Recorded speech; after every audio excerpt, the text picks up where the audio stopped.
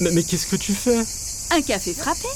Avec cette chaleur, je n'ai pas envie de boire chaud. Ok. Mais pourquoi t'as pas pris d'emblée une boisson fraîche?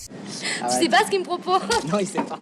Tu vois, pour l'habitat, c'est la même chose. On a trop chaud, alors on va produire du froid, souvent à l'aide d'électricité.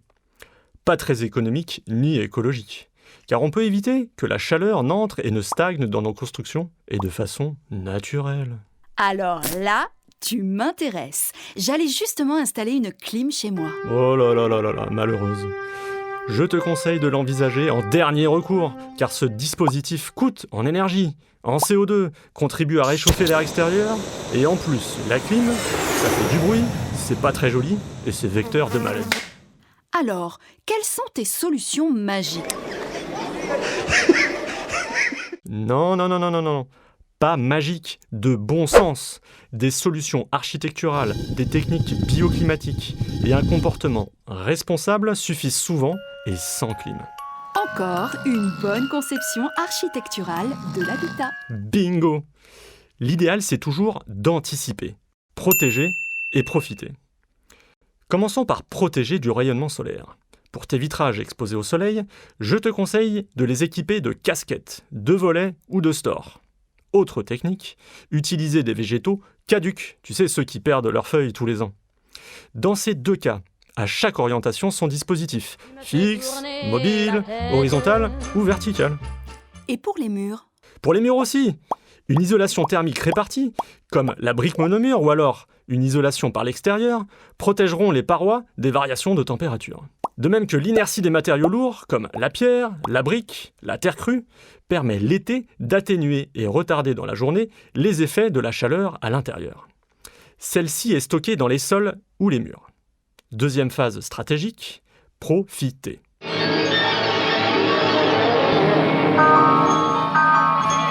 Je te conseille aussi d'installer des ventilateurs à utiliser le jour ou la nuit. Et tu peux aussi profiter de la fraîcheur nocturne en favorisant la ventilation traversante. Certes, sauf quand mon voisin fait la nouba. Oui, ou pire, quand ton voisin fait tourner sa nouvelle clim à fond toutes les nuits devant ta fenêtre. Ah ouais. Alors, qu'est-ce que je fais? Une astuce toute simple et pas chère. La nuit, tu peux humidifier tes rideaux fenêtres ouvertes. Ou la journée, suspendre un tissu humide devant un ventilateur. Le principe, en s'évaporant, l'eau absorbe les calories présentes dans l'air, ce qui par conséquent le rafraîchit. Plutôt malin. Et j'ai entendu parler aussi de puits canadiens et provençaux. C'est quoi la différence? C'est pareil. Dans ce cas, c'est la température du sol, du terrain, qui est utilisée soit pour rafraîchir l'été, soit pour réchauffer l'hiver. Et dis-moi, est-ce qu'on peut à la fois faire les bons choix pour l'hiver et pour l'été? Mais bien sûr, tu l'as compris. Si en hiver, il faut privilégier les grandes baies vitrées au sud pour chauffer gratuitement, en été, il faudra fermer les volets en journée. Exact. L'isolation et la masse du bâtiment seront utiles dans les deux cas. Voilà, je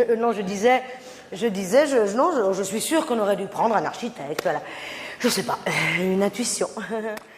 L'architecture bioclimatique, comme on l'appelle, permet aussi des économies d'énergie, donc des économies financières, moins d'entretien et donne plus de valeur aux biens immobiliers.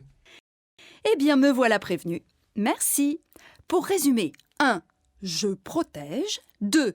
Je profite. Et si j'ai encore chaud? Eh bien, tu pourras attendre la prochaine ère glaciaire. Ce n'est que dans environ 50 000 ans. Non, je plaisante. Au besoin, n'hésite pas à rencontrer des professionnels du CAUE.